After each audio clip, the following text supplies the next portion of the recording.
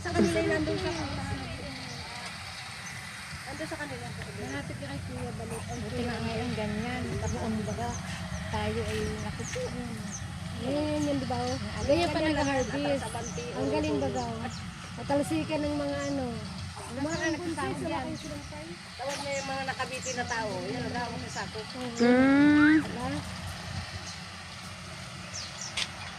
Grabe na ang ginawa namin. Dapat doon pala lalapit ka doon para malapit-lapit sa ano. Ayan, ang lawak na yan. Yan yung i-harvest nito. Ayun na tamo, ano na.